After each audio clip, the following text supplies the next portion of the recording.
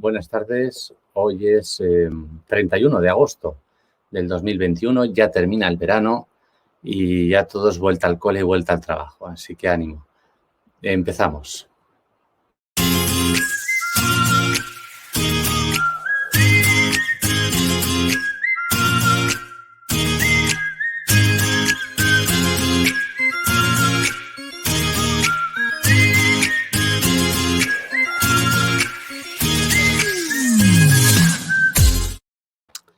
Vale, bueno, pues aquí estamos. Hoy quiero hablaros de dos cosas y tienen que ver con el código deontológico de la medicina. Uno es la medicina defensiva y otro es la medicina involuntaria. Vamos a empezar por el final, y es que la medicina involuntaria es un anatema, no es posible. No es posible que un paciente tenga que aguantar a un médico al que no acepta, no tolera o por el que no tiene ni respeto ni confianza. El tratamiento involuntario de un paciente por un médico que no es de su confianza es algo que no debería ocurrir nunca y que solo puede ocurrir en dos situaciones. Una, que corra riesgo inminente a la vida del paciente. Dos, que lo autorice un juez por el propio bien del paciente o por una cuestión de salud pública o de orden público.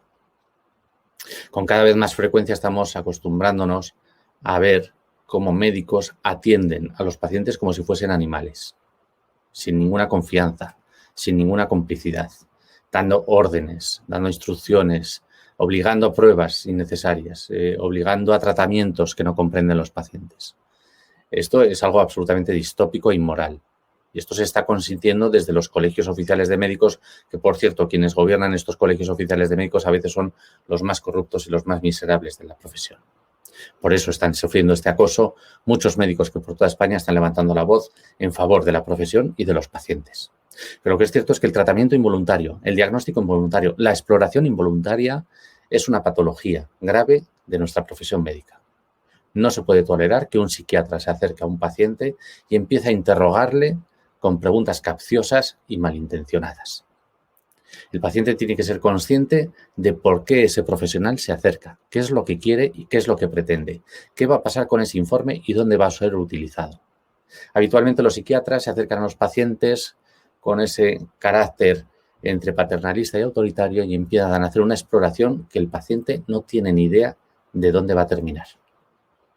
Mucho más grave es cuando esas exploraciones capciosas, mentirosas y falsarias terminan en el despacho de un juez que no se molesta ni siquiera en comprobar y que da instrucciones para que el forense avale cualquier cosa que venga del hospital. Esta es la realidad. Pero lo que es cierto es que una gran mayoría de profesionales de la psiquiatría está violando el código deontológico de la medicina, con grave riesgo de todos los ciudadanos, de los que están enfermos mentales y de los que no están enfermos mentales. Todos podemos terminar en una unidad psiquiátrica gracias a estas exploraciones e intervenciones involuntarias. Ni qué decir tiene de lo grave, absolutamente grave, demencialmente grave, que es dejar que los niños sean explorados por psicólogos o por psiquiatras que no sean de nuestra confianza. No dejéis nunca a un menor en solitario frente a un psicólogo, un orientador o un psiquiatra del que no tengáis confianza. Los niños siempre tienen que estar acompañados por sus padres o guardadores y cuando no pueden estar acompañados por razón de la exploración debe ser grabada. Así evitaremos que el psiquiatra, el psicólogo, mienta miserablemente para conseguir su objetivo, el que sea. Luego tenemos la otra cuestión, que es la de la medicina defensiva. La medicina defensiva se define como aquella medicina que tiene por encima de la seguridad del paciente la seguridad del profesional. Y entonces, bueno, pues para que yo esté tranquilo le voy a hacer una PCR al paciente. El paciente no le viene ni bien ni mal. El paciente además no lo quiere. Además al paciente no le importa. Y sin embargo le hacemos una PCR para estar nosotros tranquilos, para que no nos contagie nada o para que luego nadie nos demande por haber atendido a gente con alguna infección respiratoria. Eso es medicina defensiva. Esto está prohibido por el Código Deontológico. Además es absolutamente inmoral. El paciente debe estar por encima de todo y solo cuando lo autoriza un juez o cuando lo prescribe la ley se puede obligar a un paciente a hacerse una PCR. Estamos demasiado ya aburridos con lo que está pasando en los hospitales sin ningún tipo de amparo legal y sin ningún apoyo de ningún juez. PCRs involuntarias para todo pichichi. No lo necesitan, pero los médicos se sienten más seguros y, sobre todo, los consejeros de sanidad o presidentes y presidentas de comunidades autónomas. Esto es intolerable. El paciente no es ganado, el paciente no es un animal al que se le puedan hacer cribados a capricho de los políticos y solo por mantener una histeria y una paranoia de una supuesta pandemia que no se sostiene. En el caso que hemos comentado estos días, de esta persona a la que se le interna involuntariamente porque no se quiere hacer una PCR y porque sin la PCR no le pueden hacer el cateterismo, lo que es cierto es que el cateterismo tampoco es una prueba que se pueda realizar involuntariamente, tiene riesgos. ¿Que los beneficios pueden ser superiores a los riesgos? Eso se lo creerá el que lo dice, pero el paciente no tiene por qué soportar que las decisiones las tome otra persona. ¿Vale? Así que, bueno, vamos a ver si podemos entrar un segundito. Sí, Irina.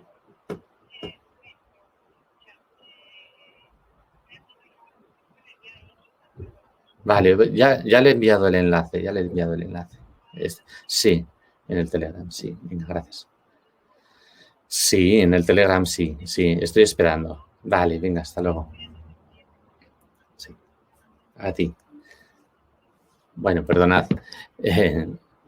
Se nos ha estropeado un poco el ambiente de la editorial, pero era una llamada urgente, es porque vamos a tener ahora un invitado que nos tiene que aclarar alguna cosa. Bien, lo que quiero decir es eso.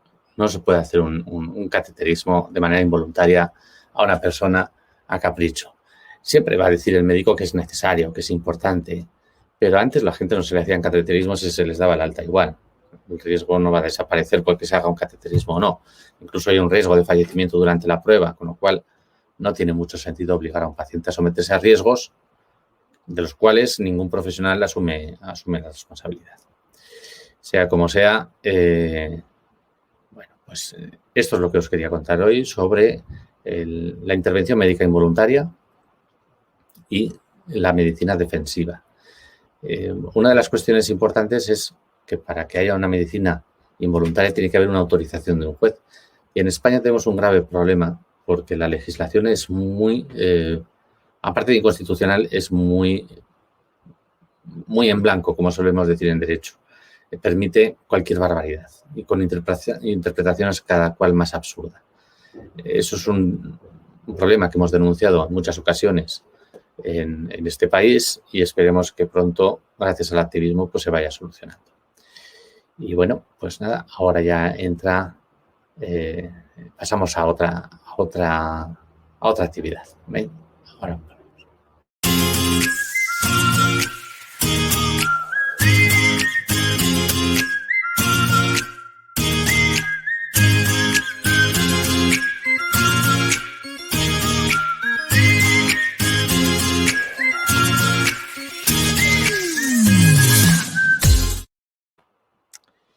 Vale, ayer hablábamos, y esto también se expuso en el contenido exclusivo del fin de semana, la necesidad que hay de tomar medidas preventivas, de evitar estos problemas. Una de las cosas que me ha llamado mucho la atención esta mañana cuando hablábamos con los responsables del hospital, de la Fundación Jiménez Díaz, es que la letrada nos decía que, claro, que ellos no podían hacer otra cosa porque el paciente no había hecho ni registrado ni depositado un documento de voluntades anticipadas. De eso precisamente hablamos el domingo, de eso precisamente hablamos ayer también. Lo importante que es prever, por lo menos que no tengan los profesionales de la sanidad la excusa formal de que no hemos cumplido con una determinada burocracia. Existen procedimientos, como os comentábamos ayer, que permiten asegurar de alguna manera la dignidad y la autonomía del paciente. Y os animaba ayer a que tomaseis medidas para charlar en familia, para charlar en intimidad con vuestros allegados, la posibilidad de empezar cuanto antes a tomar medidas de prevención. Medidas de prevención para que cuando cualquiera de vosotros estéis ingresados ya haya un instrumento registrado donde ya se manifiesta vuestra voluntad de una manera inequívoca, especialmente la voluntad de ser representados por una persona concreta, ¿no? Entonces, creo que es importante volver a insistir, y voy a volver a insistir, porque esto también lo hemos comentado en los últimos 6 años a muchas personas con problemas. Especialmente con problemas de salud mental. Entonces, creo que es importante que lo valoréis y lo penséis. Luego es tarde, es decir, cuando uno quiere pelear porque no se quiere hacer la PCR, porque está a punto de dar a luz, el día de dar a luz no es el día de discutir. Cuando uno le tienen que operar de una hernia, el día de operarse una hernia no es el día de discutir. Cuando uno tiene un accidente de tráfico, el día del accidente de tráfico no es el día de discutir. Este tipo de cosas se prevén antes. Yo sé que resulta desagradable prever este tipo de cosas, igual que resulta desagradable prever un testamento. Pero es que cada día es más importante prever este tipo de cosas para mayor tranquilidad. Si todos tenemos expresado en un documento cuáles son nuestros criterios, pues es mucho más fácil defenderlos. El lío que hemos tenido estos días con este caso que conocéis, pues ha sido muy importante, muy grave, precisamente por eso, porque teníamos que recomponer todas esas garantías y todas esas pruebas de que el paciente era soberano. Hemos tenido que hacer el apoderamiento mío de letrado ante notario, pero con llamada de teléfono. Eso es un lío. Y además es caro. Si esto se hubiese hecho antes con tiempo, pues no habría este problema. Hemos tenido que acreditar que la pareja del paciente es pareja del paciente. Y eso es un lío. Y eso debe quedar escrito antes de tiempo. Por eso os quiero decir que cuando os quejáis o hacéis consultas porque queréis ir a ver a vuestro padre que está en una residencia internado y no os dejan verlo, es que ya se llega demasiado tarde. Y ya es muy difícil y muy caro y muy complicado arreglar las cosas. Por eso os digo que lo arregléis con tiempo, que lo arregléis con mucho tiempo. Más no os puedo decir. Primero, que los niños y los ancianos donde mejor están es en su casa, es donde están sus olores, sus recuerdos, sus rincones, sus sueños, y que cuanto más lejos estén de su casa, más inseguros están. Esa es la primera cosa. Y segundo, si existe algún instrumento, alguna instrucción, luego los vamos a ver. Luego vamos a ver dos modelos, los dos que os hablaba ayer. Uno de las voluntades anticipadas o las instrucciones previas y otro de escrituras notariales. Uno de apoderamiento preventivo, autodelación de tutela. ¿Vale? Los vamos a ver un poquitín, así un poco por encima y ya está. Entonces, yo lo que quiero es que penséis en eso. ¿Vale? Que recuperéis el vídeo de ayer, si queréis, que lo volváis a ver, que veáis en el blog, están puestas todas las diapositivas. Dadle un poco de vuelta, porque luego es muy tarde. Luego, cuando fallece un padre, una madre, un marido, un hermano, tenemos que recomponer todas esas garantías, todas esas cláusulas administrativas. Y eso es complicado. Si todo eso queda por escrito antes, luego no hay ningún problema para pedir una historia clínica, para pedir una historia clínica literal, para recabar el consentimiento informado, etcétera, etcétera, etcétera, etcétera. Así que poneros un poco manos a la obra y no os voy a enredar más, no voy a insistir más porque no es necesario. Vamos a ir un momento mientras viene, a ver. No, eso lo vamos a ver después. Vale, entonces, mucho cuidado, ¿vale? Mucho cuidado con no tener esta previsión, ¿vale? Estamos ahora también en este momento en el que se está amenazando a la población con medidas en las escuelas, en las residencias, en los hospitales, y tenéis que tener un poco de cuidado y de previsión, ¿eh? El gobierno no va a parar porque le presentemos una demanda, ni porque hagamos una manifestación con 10.000 personas en Colón, ni va a parar porque le demostremos que la PCR es falsa y que no sirve para nada. El gobierno tiene un plan y va a seguir con ese plan, cueste lo que cueste. Y nuestro trabajo y nuestra misión no es ganar pleitos o derrotar al gobierno. Nuestro trabajo y nuestra misión es poner al gobierno las cosas muy difíciles para que lo tengan muy complicado a la hora de avanzar en esta agenda 2030 o 2050 o como le queramos llamar. Ese es nuestro trabajo, simple y llanamente. No pretendemos ni hemos pretendido nunca derrotar este gobierno. Es imposible. O sea, desde el punto de vista jurídico es imposible. Y por supuesto que es imposible movilizando a 10.000 personas en Madrid o ni siquiera, aunque se llegue a ese hipotético caso de movilizar a 100.000 personas entre manifestantes en Colón y gente viendo en directo la manifestación. No No. 100.000 personas no es un volumen de personas que pueda derrocar un gobierno. Hay que ser sinceros, hay que ser consecuentes. 100.000 personas en un país de 47 millones de personas no tienen ni legitimación ni capacidad para derrocar un gobierno. Y eso hay que tenerlo en cuenta. O se consigue más o no se puede hacer nada. Y hoy por hoy parece imposible, realmente imposible conseguir un volumen, por ejemplo, de 4.700.000, que sería el 10% de la población. 4.700.000 no lo vamos a conseguir, por lo menos de aquí a bastante tiempo. Y hay que pensar en cómo unir a 4.700.000 personas. ¿Bajo qué criterio? ¿Bajo qué consigna?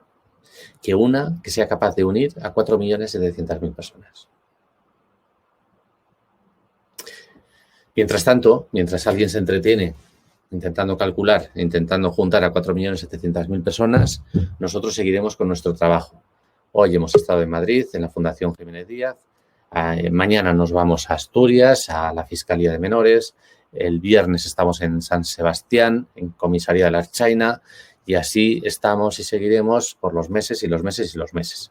Así que ya tenemos aquí a los protagonistas de la noche y lo vamos a dedicar 5 o 10 minutos porque tampoco hay que marearles.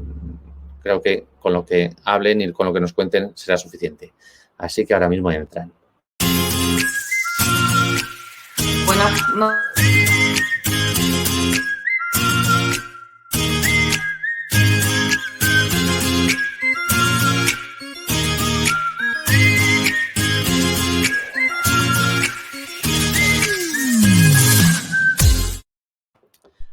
Hola, buenas noches. ¿Cómo estáis? Buenas noches. Qué mala cobertura que tenemos. ¿Qué tal, Joaquín? ¿Cómo estás? Pues, hombre, dentro de lo que cabe, yo pido disculpas porque la imagen que tengo, pues, de una persona que lo está pasando muy ahora mal. está muy bien. Ahora se ve fantástico. Es estupendo. Se ve fantástico. Pues, lo está pasando muy mal y no sé, en el rostro pues se nota todo lo mal que lo está pasando estos días, que de verdad no se lo deseo a nadie. Bueno. Como se suele decir, ni a mi peor enemigo. ¿Has podido comer y beber? Sí, pero ya estoy dudando si seguir comiendo. Ya estoy dudando si seguir comiendo. Vamos a entrar al ayuno ya. No, te vamos a llevar bocadillos. No, a lo mejor pido, no, lo digo en serio, mejor pido lechuga porque hoy la última inyección que me han puesto aquí de heparina. Sí. En el estómago me ha salido aquí un bulto, un bultito. Bueno, es normal, es normal. Oye, bueno. enséñanos las manos, a ver si estás libre ya y suelto. No, sí, ya estoy libre, sí, ya por fin estoy libre. Y las piernas también. También. Después de 6 días que de verdad, como repito, no se lo deseo a nadie, me dolía todos los huesos del cuerpo, de la espalda, me dolía todo, la cabeza era tremendo, qué dolor. Nunca en mi vida lo había pasado tan mal. Vale, y todo eso por no quererte hacer una PCR. Efectivamente. Bien, ¿y qué pasa? ¿Que no tienes derecho? ¿Te han hecho la PCR, por cierto? ¿Te la han hecho? No, yo me he negado a toda costa, por eso me ataron, por eso me ataron, sí. Debido a que yo me negaba a hacer la PCR, pues se abalanzaron sobre mí, perdóname que lo diga así, unos gorilas, gente fuerte, mayor, gorda, gruesa, y desde entonces se abalanzaron sobre mí y bueno, pues ya me ataron, me pusieron los grilletes en las piernas, en la muñeca y en el estómago. Y por supuesto, pues todo porque insistieron mucho en que yo me hiciera el PCR. Insistieron varios médicos, varios venían, uno y otro, no sé por qué tanta obsesión y ahora me estoy dando cuenta del por qué. Cuéntanos. Ya. Hombre, lo podías contar, pero no sé si lo quiere que lo cuente, pero el PCR no es nada más que para que yo diera positivo y a raíz de entonces declararme como COVID Sí, y a raíz de entonces puede ser que yo me quedara chapó en quirófano y a raíz de entonces vete a saber si mis órganos desaparecerían de mi cuerpo. No, bueno, no, lo digo en no, serio, lo digo no, en no, en serio. serio, no, por supuesto, Está por bien. supuesto, por supuesto. Lo Bueno, digo en serio porque esto viene de muy atrás. Yo bien, vengo denunciando todo sí, esto desde enero del 2008, vengo denunciando todo el sistema judicial, la corrupción que hay.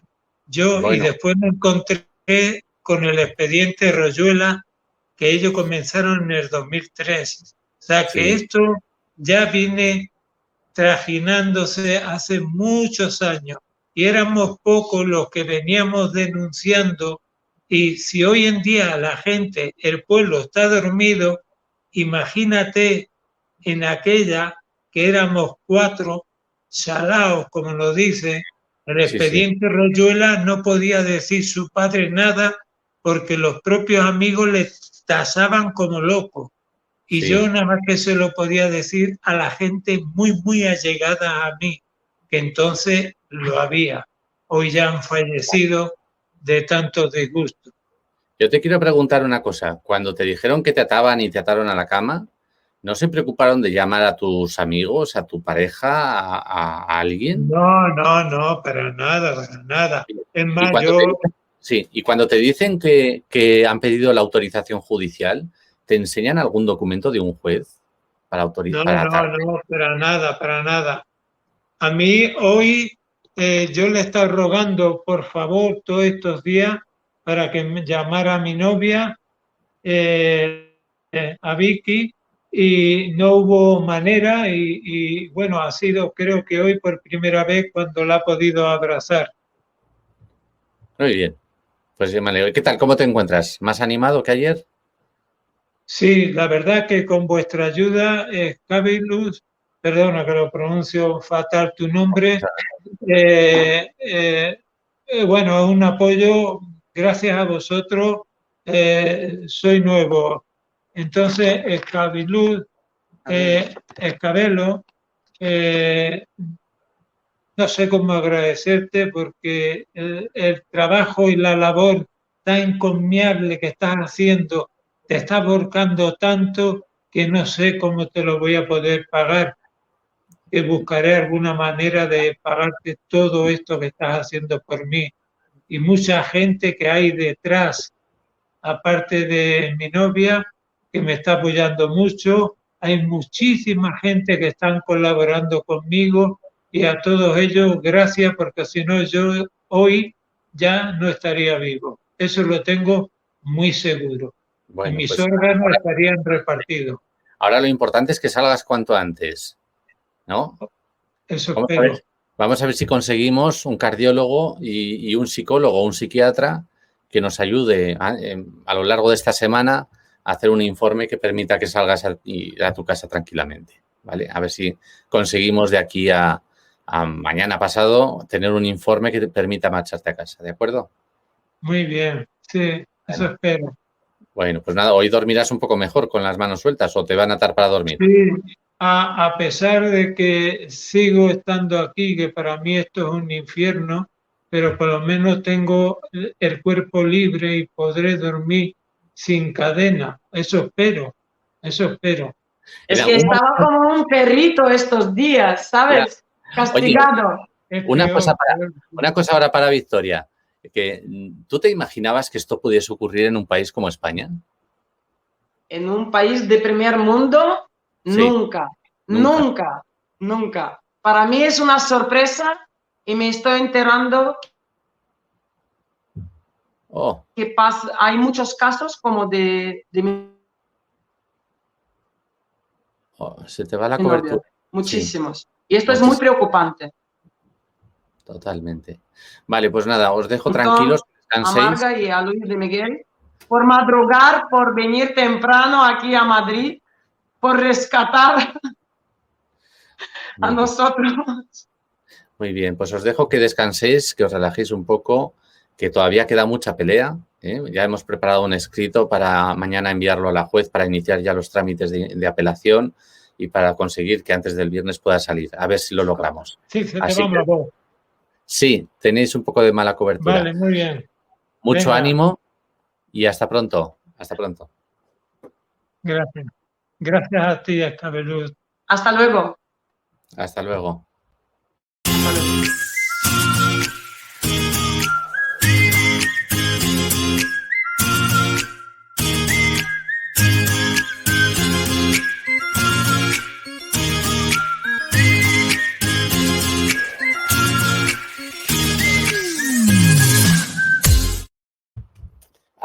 ¡Ay, que llego! Bueno, pues os voy a poner un pequeño vídeo para preparar el material que tengo que enseñar.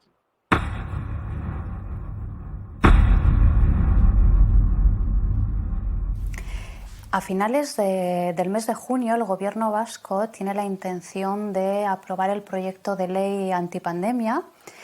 Si esta ley saliera adelante, ¿cómo repercutiría a la población en general? Bueno, pues evidentemente muy negativamente. Es un proyecto de ley que incurre en un fraude procesal, incurre en un fraude de ley, y esta ley, la que se pretende en el País Vasco, como en otras comunidades autónomas, igual que la de Feijóo, pasa de un plumazo con la ruptura de esos principios generales de la Ley de Salud Pública. Eso, para que lo entienda mejor la gente, un ejemplo práctico de todo ello, ¿cuál podría ser? ¿Qué me podría pasar a mí como ciudadana si se aprueba esa ley? Este proyecto de ley tiene un tono, un tinte absolutamente totalitario, de control absolutamente social, imposible en un Estado de Derecho. ¿Qué es lo que puede pasar? Pues desde lo más básico, que es una sanción administrativa por el incumplimiento de la ley, a lo más grave, que puede ser el diagnóstico involuntario, el tratamiento involuntario, el confinamiento involuntario o la vacunación involuntaria. Es decir, que se normalice algo que es una absoluta perversión en un Estado de Derecho.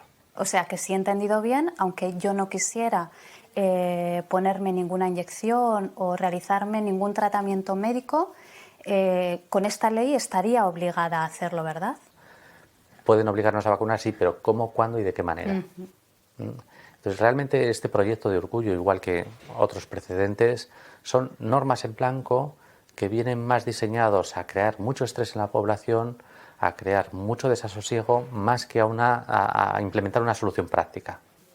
Hablabas también, Luis, de sanciones. Sanciones, me imagino, a nivel económico. ¿De qué cuantía estamos hablando en esas sanciones? Pues estamos hablando de cuantías de hasta 600.000 euros, que es una barbaridad. Por ejemplo, en materia de medicamentos, las sanciones habituales, lo máximo que se llega a sancionar a una empresa farmacéutica por una infracción de salud pública que puede poner en riesgo a miles de personas, es de 30.000 euros. Que ahora estemos hablando de sanciones de hasta 600.000 euros es una auténtica barbaridad, es una desproporción. Por otro lado, yo he escuchado a mucha gente decir que, bueno, que esta propuesta de ley, si se aprueba, nos ayudará a volver a la normalidad. Esta ley viene no para facilitar la vuelta a la normalidad, sino para imposibilitarla. La vuelta a la normalidad no necesita de leyes. Visto entonces que esto nos puede afectar a todos, ¿qué es lo que podríamos hacer como sociedad para resolver de la mejor manera posible esta situación? Yo creo que es el momento de que los ciudadanos vayan pensando en cómo volver a recuperar la libertad y poner freno al gobierno. Y solo hay dos opciones. O lo hacemos los ciudadanos, después de informarnos y de tener claro el concepto de la libertad, o lo vuelven a hacer los políticos. Y entonces harán una constitución a medida de los políticos que podrá hacer que nos roben la cartera cuando quieran, que es lo que está pasando ahora mismo. Porque si hay algo que haya sido preocupante desde el principio de esta pandemia o de esta crisis política, es la absoluta ruptura del principio de libertad en toda nuestra vida. Hay que recuperar ese concepto de la libertad y volver a rediseñar por nosotros mismos como ciudadanos una opción constitucional que nos proteja del abuso de poder. Bueno, pues aquí lo tenéis, la explicación que dábamos a ese proyecto de Urkullu, que es similar al de Baleares, al de Galicia y a otros tantos títeres o cómicos de la política que andan por ahí rondando. Intentan simplemente meter miedo, meter angustia, meter ansiedad en la población para que aceptemos lo que ha sido siempre inaceptable. Durante décadas a nadie se le habría ocurrido pensar que los niños deberían ir a clase con mascarilla. Es algo patético, o incluso que haya que vacunar a la gente por estudiar. Este es el estrés que están utilizando y evidentemente lo hacen primero para meter miedo y que aceptemos esas medidas, y segundo para que no pensemos en la realidad de lo que está ocurriendo. En la realidad de lo que está ocurriendo es que aquí hay un plan organizado por una élite globalista para arruinar a los países y someterlos a una esclavitud. El que quiera entretenerse con otras cuestiones, pues hace muy bien y está en su derecho, pero no hay que olvidar, o por lo menos no dejaremos nosotros de olvidar, que aquí detrás de todo esto hay un trasfondo económico y político, que nada tiene que ver con virus, ni con 5Gs, ni con nada por el estilo. Así que bueno, nos vamos y vamos a recordar un poco lo que hablamos ayer y vamos a enseñar dos instrumentos muy importantes. Había preguntas muy interesantes en el chat.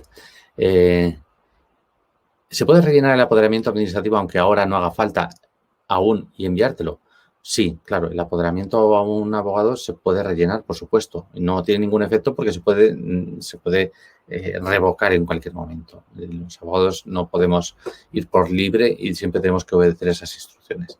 Pero en el chat aquí hablan, al hilo de lo que comentas, entiendo que en este caso concreto el paciente estaba consciente y en sus cabales. ¿Qué necesidad hay de voluntad anticipada en este caso? Pues precisamente porque supone una medida de mediación. Es decir, uno está tranquilamente en una sala de urgencias diciendo que la PCR no sirve para nada y que yo no me voy a hacer una PCR. Entonces viene el psiquiatra de turno, el listo de turno, y dice, es que usted no es competente. Bueno, pues si usted cuestiona mi competencia, no se preocupe que ahora viene aquí una persona de mi confianza a ver si coincide con lo que yo digo, ¿no? Por eso es importante tener. Nosotros podemos estar mentalmente competentes, pero alguien lo puede cuestionar en cualquier momento.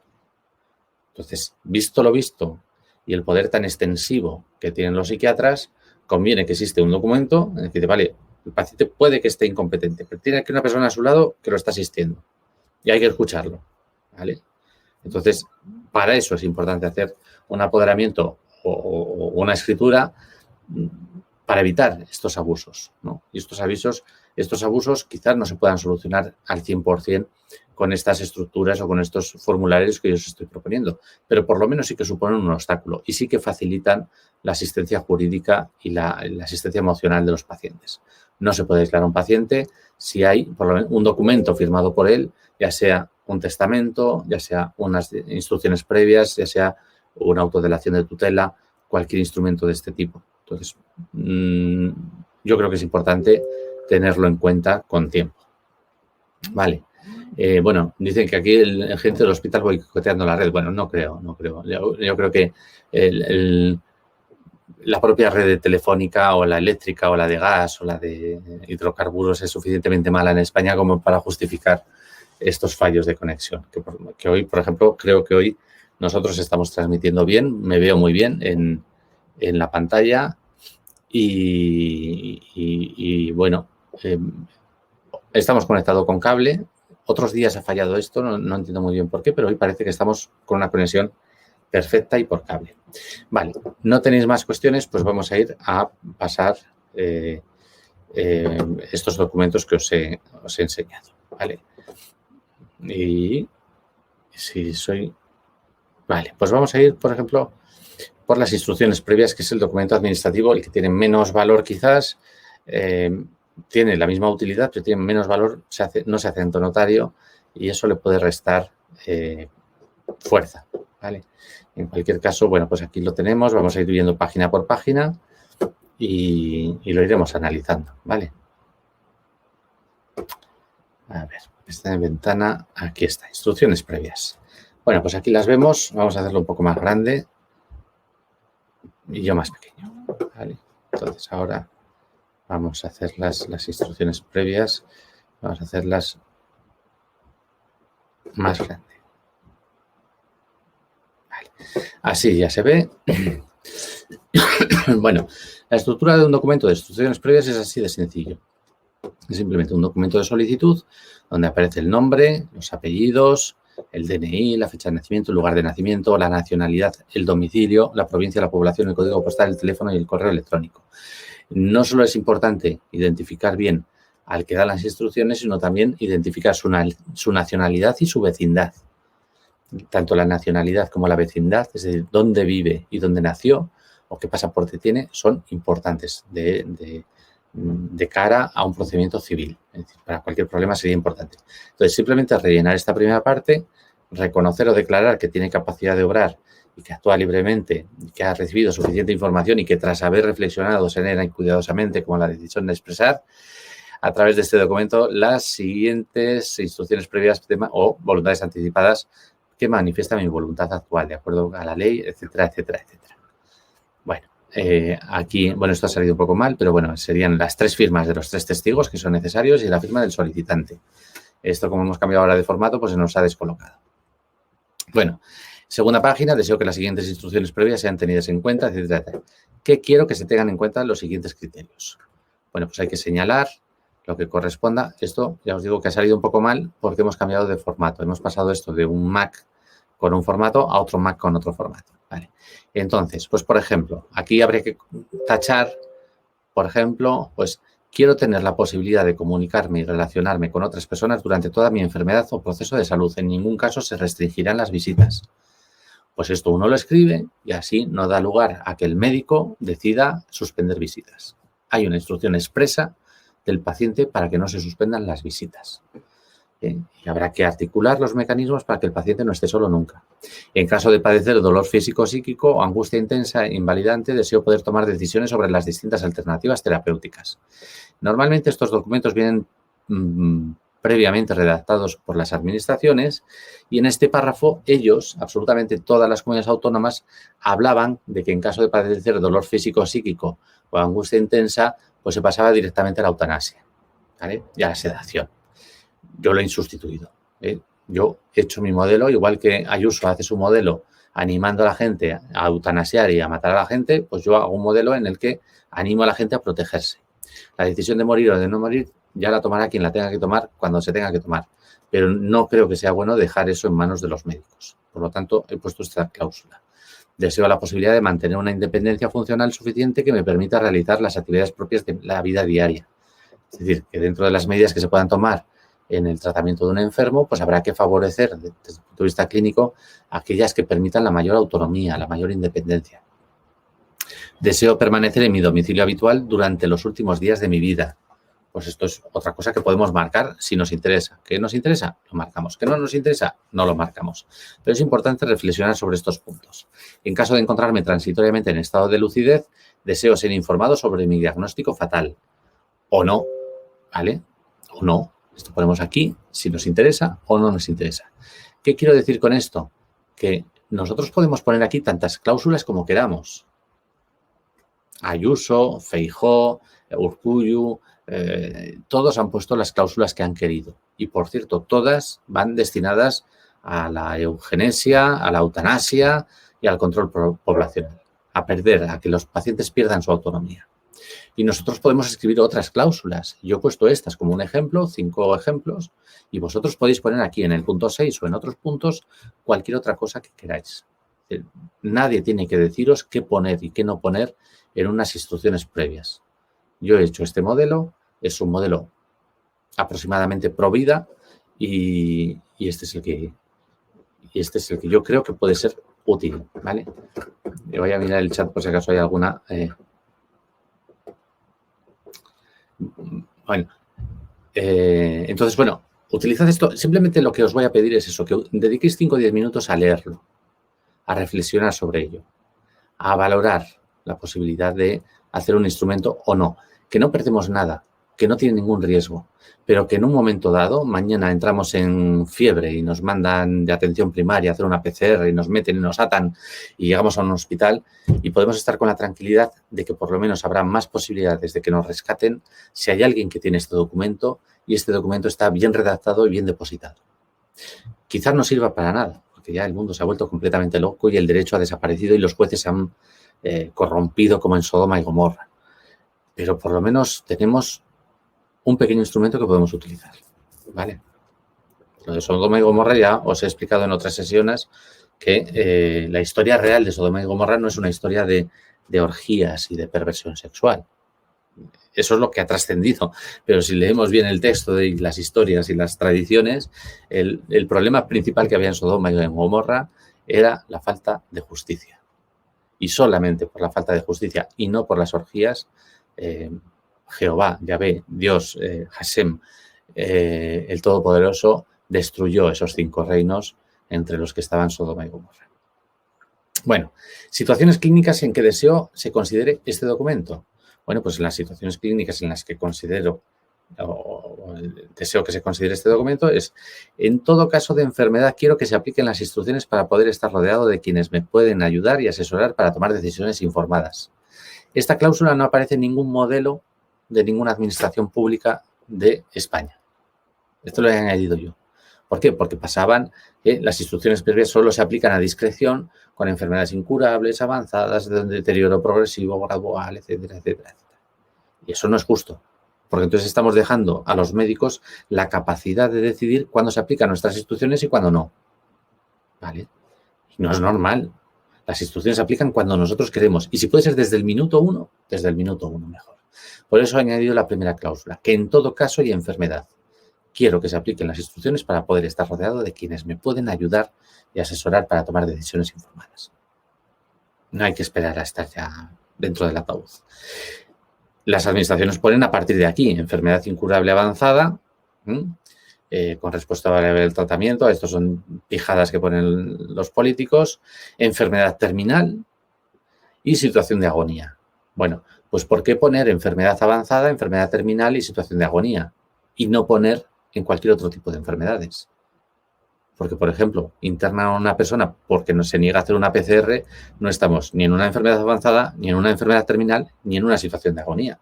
Internan a alguien por un problema psiquiátrico, por un problema de comportamiento, y no hay ni una enfermedad avanzada, ni una enfermedad terminal, ni una situación de agonía. ¿Qué significa? ¿Que en determinadas enfermedades y situaciones no vamos a aplicar las instrucciones? No. Yo, por mí, no. Por eso pongo, en primer lugar, que en todo caso y enfermedad. Y esto nadie os puede decir que no lo podáis poner. Esto es una declaración voluntaria y uno pone en ella lo que le da la gana. Y yo creo que es bueno poner este tipo de prevenciones. Yo marcaría los 4. En todo caso de enfermedad, en enfermedad incurable avanzada, en enfermedad terminal y en agonía. Ha salido descolocada, ya os digo que es por cambiar de ordenador. Instrucciones que deseo se tengan en cuenta en mi atención médica. Vale. Pues deseo finalizar mi vida sin la aplicación de técnicas de soporte vital, respiración asistida o cualquier otra medida extraordinaria, desproporcionada y fútil que solo esté dirigida a prolongar mi supervivencia artificialmente o que estas medidas se retiren si ya están puestas. ¿Vale? Deseo que se me proporcionen los tratamientos necesarios para paliar el dolor físico y psíquico o cualquier síntoma que me produzca una angustia intensa. Rechazo recibir medicamentos o tratamientos complementarios y que se me realicen pruebas o procedimientos diagnósticos, si en nada van a mejorar mi recuperación o aliviar. Y este es un añadido. Deseo que se facilite a mis seres queridos y familiares el acompañarme en el trance final de mi vida, si ellos así lo manifiestan y dentro de las posibilidades del contexto asistencial. Deseo me sean aplicados todos los tratamientos precisos para el mantenimiento de la vida hasta donde sea posible. Deseo el acceso a terapias integrativas, complementarias, alternativas, naturales, a elección de mis guardadores o de mi tutor, aunque solo tengan un efecto paliativo, compasivo o experimental de su aplicación o la asistencia de expertos ajenos al hospital. Este es un añadido mío, que creo que es importante de cara a esto que está pasando, que queremos ozonoterapia, que queremos MMS, que queremos cosas, y resulta que es que no hay un instrumento previo que permita esta atención médica. Bueno, pues como instrumento previo no es tan mal introducir esta cláusula. Y luego las otras, las de arriba, y cualquier cláusula vosotros las podéis modificar, cambiar, añadir, sustituir, lo que queráis. Yo esta la he añadido porque creo que es importante dejar la puerta abierta, es decir, yo quiero un tratamiento alternativo y que venga el médico y me diga, eso no vale para nada, es decir, me da igual. Yo lo quiero y lo quiero, ¿vale? Esto, por supuesto, que no obliga a ningún profesional. Una cosa que hay que tener en cuenta es que las instrucciones que tú das son instrucciones que te afectan a ti y a tus derechos, pero que no obligan a nadie. Es decir, nosotros podemos querer clorito de sodio o dióxido de cloro o ozonoterapia y no estamos obligando al médico a que nos lo ponga. Lo que estamos diciendo es que lo queremos, pero nos corresponderá a nosotros buscar a ese experto que nos ponga esas sustancias o sus tratamientos. Hay mucha gente que está equivocada pensando que yo quiero dióxido de cloro, yo quiero ozonoterapia y me lo tienes que dar. No, nadie te lo tiene que dar. Si tú lo tienes, te lo pondrán tus expertos o tus profesionales, pero no puedes obligar a un médico a que te ponga un tratamiento que no conoce. Y ojalá no te lo ponga porque puedes terminar mal. Bueno, instrucciones sobre mi cuerpo, pues es importante también disponer sobre mi cuerpo si queremos donar órganos para trasplantes, si queremos donar órganos para investigación, si queremos donar el cuerpo para investigación, incluida la autopsia, si deseo donar mis órganos para la enseñanza universitaria, si deseo donar mi cuerpo para la enseñanza universitaria. ¿Vale? Este es previsiones sobre el cuerpo, que podríamos añadir también, deseo que se respete mi cuerpo como algo sagrado y que sea tratado con el respeto y la dignidad que merece sin que sea alterado, modificado, mutilado o en forma alguna y se le dé el destino que indique.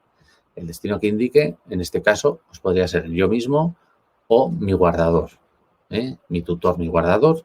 Bueno, pues si mi guardador dice que hay que incinerarme, se incinera. Si me dice que hay que enterrarme, se me entierra. Si me dice que me dejen al sol, pues se me deja al sol. Es decir, todo lo que esté dentro del derecho y del orden público lo decide el tutor o el guardador, ¿vale? Y así se evita que de repente digan, no, nosotros por costumbre incineramos, porque hay una pandemia. Pues no. Esto tiene que ver mucho con los sentimientos religiosos y con el respeto a los difuntos y no se puede incinerar a una persona en contra de su voluntad. Hemos vivido en esta crisis político-sanitaria cosas que son intragables, de verdad, absolutamente intragables. Haber incinerado a los ancianos sin su consentimiento me parece algo atroz. ¿Qué queréis que os diga? Otras instrucciones, pues podemos rellenar aquí cualquier instrucción que se nos ocurra, ¿vale? Cualquier instrucción podemos ponerla aquí. Designación de representante o interlocutor opcional. Bueno, pues yo os animo a que cuando rellenéis las voluntades anticipadas o las instrucciones previas, rellenéis la representación del interlocutor. ¿Por qué? Porque en cualquier momento os pueden privar o aislar o os pueden confinar. Entonces, en esos casos, cuando cuestionan vuestra capacidad o os aíslan, etcétera, etcétera, que haya una persona capaz de entrar en el hospital y poner orden. Entonces, esto es muy importante. Deseo designar representante para que actúe como interlocutor válido, necesario con el médico o el equipo sanitario que me atienda, en el caso de encontrarme en una situación en que no pueda expresar mi voluntad personalmente. Si hubiera duda en la interpretación de mi proyecto vital o de mis valores sobre la calidad de vida, quiero que se tenga en cuenta la opinión del mismo. Para ello designo a, y hay que poner lo mismo que hemos puesto en nuestro nombre, apellidos, DNI, fecha de nacimiento, nacionalidad, vecindad, domicilio y todos los datos hay que ponerlos. Todos correctamente. Dicho representante participará en la interpretación de mis deseos siempre que no se contradiga con las instrucciones previas otorgadas por mí en este documento. Es decir, el representante simplemente interpreta, pero no puede innovar. Es decir, que si el poderdante, el declarante, dice que quiere ser enterrado y que no quiere ser incinerado, el representante no puede aceptar la incineración. La incineración podrá venir forzada del hospital o de la administración sanitaria, pero no de nuestro representante, ¿de acuerdo? Sí, bueno, los añadidos que hago yo ya los marcaré en negrita. Esto ya está colgado en nuestra página web, lo vamos a poner de una manera un poco especial, pero si no os preocupéis que esto lo vamos a mejorar y lo vamos a añadir, ¿vale? Entonces, dicho representante participará en caso de imposibilidad, fallecimiento o renuncia de mi representante o interlocutor, designo un sustituto. Bueno, pues, por ejemplo, yo, por ejemplo, puedo decir, quiero que sea mi representante mi mujer. Y mi mujer interpreta y decide y consulta y lo que haga falta. Pero en caso de que mi mujer se muera o que se vaya a otro país o esté fuera del país, tiene que haber un sustituto. Entonces, hay que identificar también un sustituto. Y yo quiero que sea, pues, mis dos hijos de manera solidaria, ¿vale? De manera solidaria, los dos hijos. O, por ejemplo, yo qué sé, el señor de la fruta, que me cae bien. Vale. La representación por cualquiera tendrá las siguientes limitaciones. Es decir, siempre podemos poner límites a los representantes. El que queráis. Por ejemplo, pues como límite, pues que no altere la escritura, que no altere lo que ya hemos puesto, o que no pueda percibir beneficios o rentas después del fallecimiento, que tenga que ver con la unidad familiar, es decir, que no cobre. O podemos, yo qué sé, lo que se os ocurra. ¿Vale? O que en caso de que renuncie a la representación una vez otorgada, pues que tenga que abonar al sustituto pues una cantidad X, ¿no? Tenemos un representante que ha aceptado el cargo, que lo ha firmado y de repente nos deja tirados. Bueno, pues tenemos un representante y un sustituto, pero contábamos con ese representante, entonces podemos decir, en caso de que el representante renuncie a su cargo, tendrá que abonar al sustituto 300 euros, por ejemplo, ¿vale? Bien, entonces, declaración sobre mi información. Estoy informado de que en cualquier momento puedo modificar, sustituir, revocar el actual documento de declaración de instrucciones previas. Esto es importante porque uno tiene que ser consciente que en cualquier momento esto lo puede modificar, lo puede romper, ¿vale? Estoy informado de que según lo establecido en la ley, los profesionales sanitarios no podrán aplicar cualquier instrucción previa contenida en el presente documento cuando. Es decir, hay 3 situaciones en las que los profesionales no tienen por qué hacernos caso. La primera, porque sea contraria al ordenamiento jurídico, pero lo tendrán que justificar. Yo no le doy el alta a este paciente para ir a domicilio porque hay una ley que me lo prohíbe. Bueno, pues si hay una ley que lo prohíbe, vale, que la enseñe. Pero por capricho, no. Tiene que ser contraria al ordenamiento jurídico, tiene que estar suficientemente motivada. Cuando no se ajuste a la lex artis, es decir, a las buenas prácticas médicas según el estado de la ciencia en el momento de la aplicación de dichas instrucciones previas. Por ejemplo, la lex artis dice que para que un médico aplique un tratamiento debe ser competente, debe conocerlo. Si nosotros le decimos a un médico, póngame dióxido de cloro y el médico no lo conoce, no puede aplicarnos el dióxido de cloro. Precisamente por esta cláusula, ¿vale? No puede aplicar un tratamiento que no conoce porque es contrario a la lex artis. Así que esto lo tenéis que tener claro. No podéis obligar a los médicos a hacer cosas, ¿vale?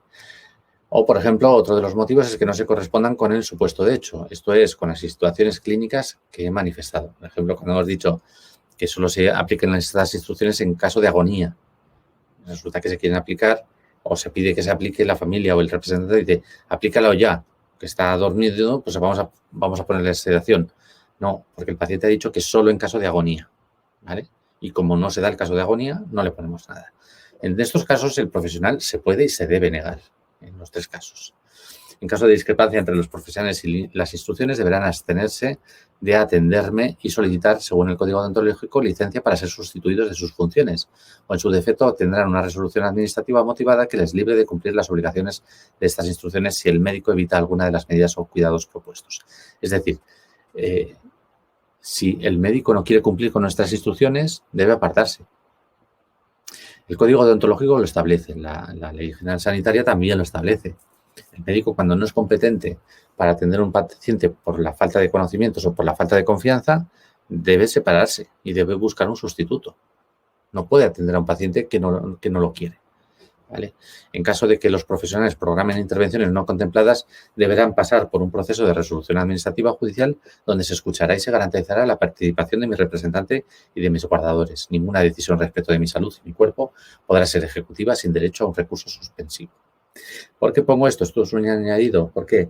Porque a veces surgen imprevistos. Y entonces uno dice, pues te voy a hacer un cateterismo. Pues uno dice, pues no. Y entonces el médico dice, pues yo te lo voy a hacer sí o sí porque te quiero salvar la vida. Ojo, para que un médico haga una intervención no consentida tiene que haber una ley y debe expresarse a través de una resolución administrativa o un juez. Dice una resolución, el gerente del hospital que dice una resolución, o busca un juez que lo avale. Y, por supuesto, que tanto mientras se dicta la resolución, mientras se dicta la autorización judicial, el paciente debe conservar sus garantías y sus derechos a recurrir, a expresarse, a participar, a obtener información, etcétera, etcétera. Por eso añadimos esto. Estoy informado de que los datos contenidos en este documento son confidenciales, bueno, bla, bla, bla, bla, bla, bla, bla, lo de la protección de datos. Vale. ¿Qué más tenemos? A cumplimentar solo en caso de formalización ante testigos.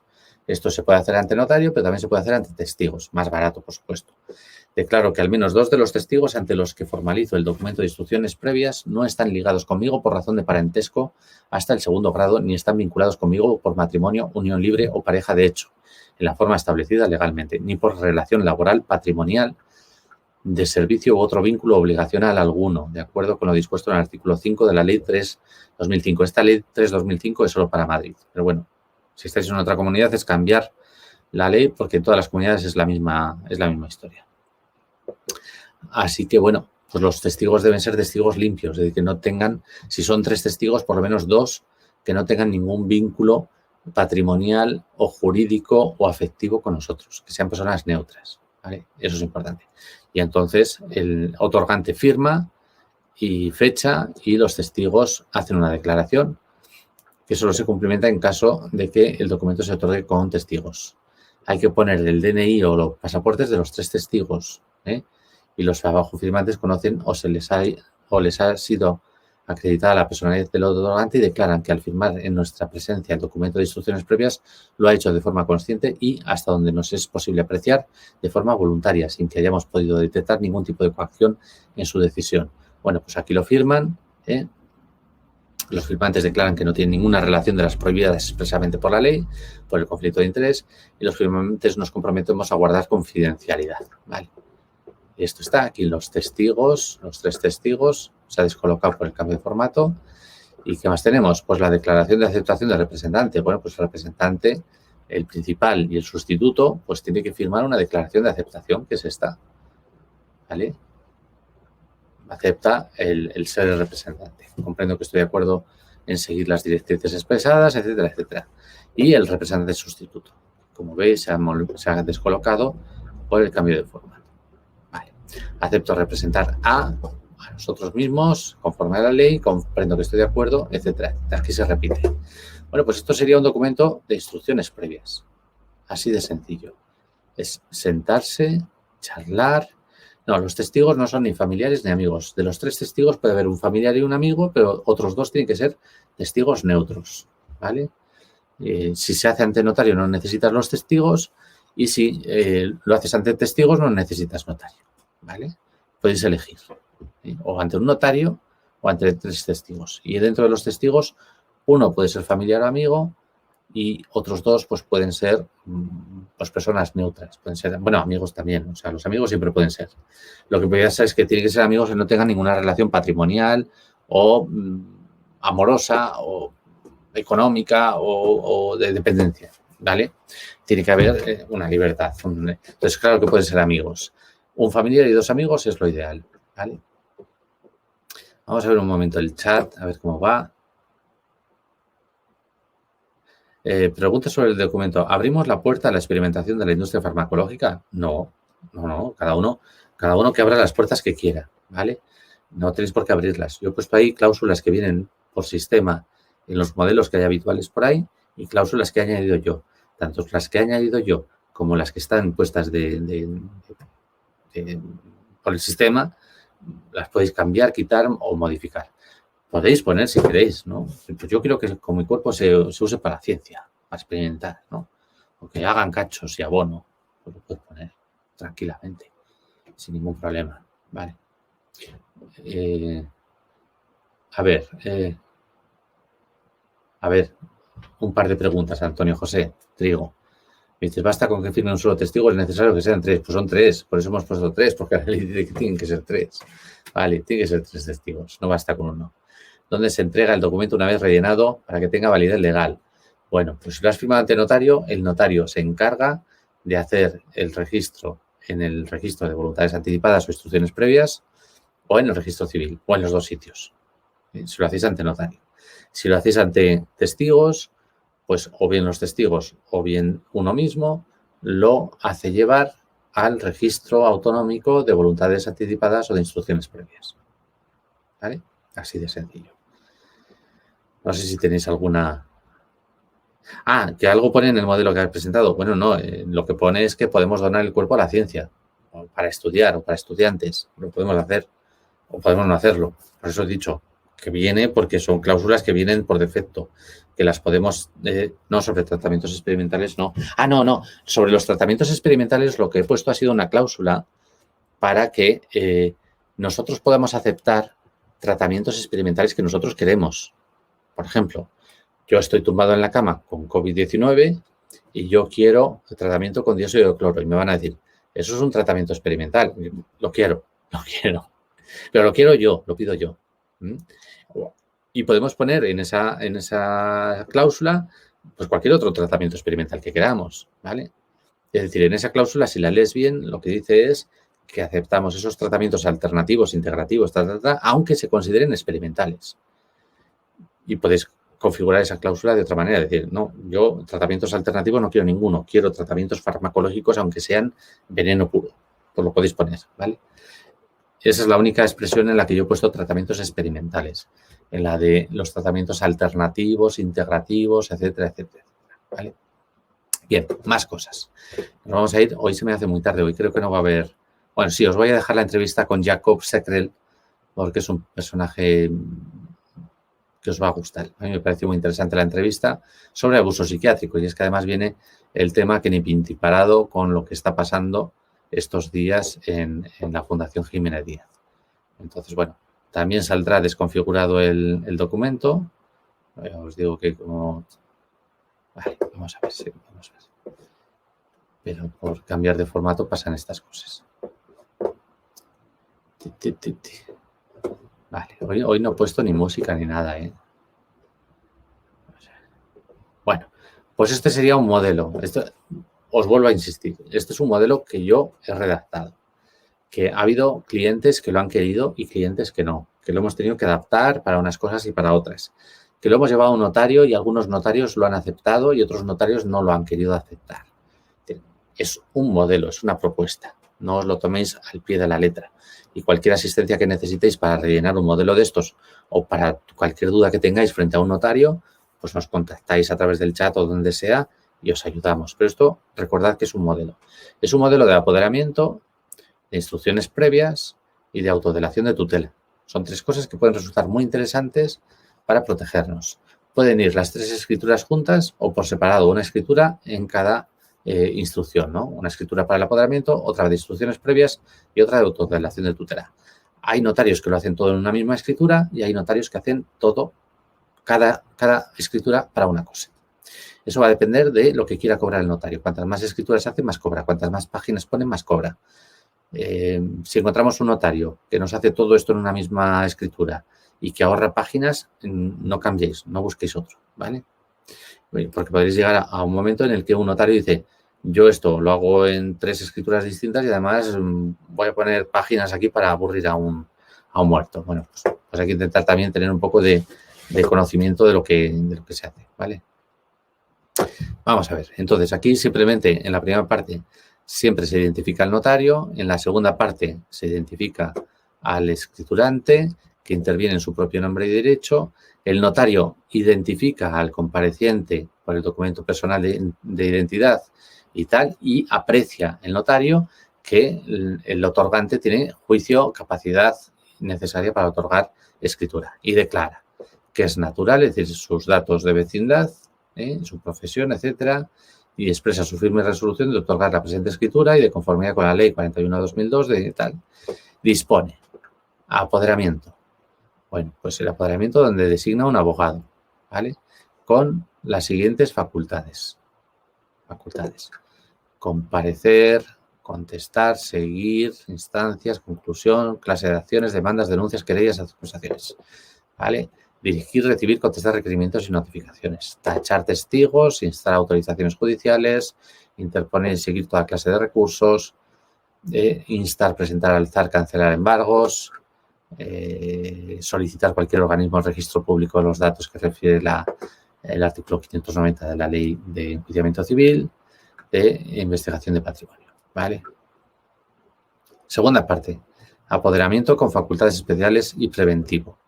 Facultades especiales, pues interponer los recursos extraordinarios de casación y de revisión, celebrar actos de conciliación, presentar querella criminal, percibir cantidades indemnizatorias en nombre del poderdante, instar autorizaciones de actas notariales. Bueno, como veis, son facultades que son habituales en los abogados y en los procuradores y pues que no se añade aquí nada más. Es prácticamente como un poder general para peritos, especial para determinadas facultades y, por ejemplo, aquí FG, liquidar tasa judicial, plantea reclamación previa de responsabilidad patrimonial. Aquí viene lo importante y en todo caso se faculta para ejercer todo derecho a consentimiento informado, solicitar segunda opinión, renunciar al diagnóstico o tratamiento de manera justificada o elegir de entre las distintas alternativas terapéuticas. Este quizás sea el más importante y necesario. En cuanto a los tratamientos, mis instrucciones previas dicen que los criterios que han de informar el consentimiento en mi nombre son la preferencia de tratamientos breves a prolongados, los que menos efectos secundarios se puedan prever. La administración oral de medicamentos tendrá preferencia sobre la administración parenteral, que será en todo caso excepcional, por motivos de urgencia y en ausencia de otras alternativas. Se rechaza todo tipo de psicocirugía o terapia electroconvulsiva, así como inyectables de larga duración con efectos superiores a las 48 horas. Solicito se respete mi voluntad y, salvo peligro real e inminente para mi vida y en ausencia de otras medidas menos restrictivas, no me internen en un hospital y no me apliquen ningún tratamiento médico. ¿Vale? Esto lo podéis configurar como queráis y os ayudaremos. En caso de internamiento y tratamiento involuntario inevitable, que se apliquen protocolos hospitalarios sobre sensibilidad química múltiple. Bueno, esto está adaptado, que se realice el protocolo ambiental, que se apliquen los protocolos de electrohipersensibilidad, que no se me apliquen tratamientos farmacológicos por ninguna vía, que se solicite mediante consentimiento informado a mi apoderado sobre la conveniencia o no de determinados tratamientos en función de mis reacciones adversas, que no se me interne en lugar de que no haya protocolo ambiental, que el lugar de internamiento cumpla con el protocolo de médicos de Austria. Bueno, todo esto está adaptado para las personas que tienen sensibilidad química y electromagnética. En cuanto a las restricciones de derechos fundamentales, pues aquí ponemos pues, que se faculta al apoderado para iniciar acciones ante las administraciones, ¿no? Prestar en mi nombre consentimiento para medidas de intervenciones médicas. Bueno, realización de autopsia, lo que queráis, lo ponéis o no lo ponéis. Entierro e incineración, ponéis lo que queráis. Donación de órganos, lo mismo, ponéis lo que queráis. Apoderamiento preventivo, pues lo que se trata aquí es de que en caso de existir demanda judicial de incapacitación, designo como defensor judicial, en su caso tutor o curador provisional, de su persona y bienes igualmente a don tal. ¿Esto para qué sirve? Pues desde el momento en que intentan incapacitarnos hasta que haya un juicio de incapacitación, durante todo ese trayecto, alguien tiene que hacerse responsable. A eso le llamamos defensor judicial. Puede ser cualquier persona, no tiene que tener conocimientos de derecho. Cualquier persona puede ser defensor judicial. Y si lo elige uno, tiene preferencia respecto de cualquier otro defensor judicial que se establezca. ¿Vale? Entonces, este sería el apoderamiento preventivo. Y sobre todo se deja claro que la siguiente, la preferencia es en el cargo, la ponemos aquí. La tercera parte es la autodelación de tutela. Y esto os lo explicamos ayer. En caso de que se promueva la incapacitación, pues no hay que pensar quién va a ser el curador o el guardador o el tutor. Va a ser fulanito de tal que lo elijo yo porque es el más adecuado a mis intereses. Y ya está. Esto se registra, se deposita en el registro civil y no hay ninguna duda en ningún caso. Cualquier cargo de tutor, curador o guardador de hecho se desempeñará a título gratuito. Así lo dice y otorga. Hago las advertencias. Estos son fórmulas que ponen los notarios siempre al final de una escritura. Perdonad que se haya descolocado, pero es por el cambio de ordenador.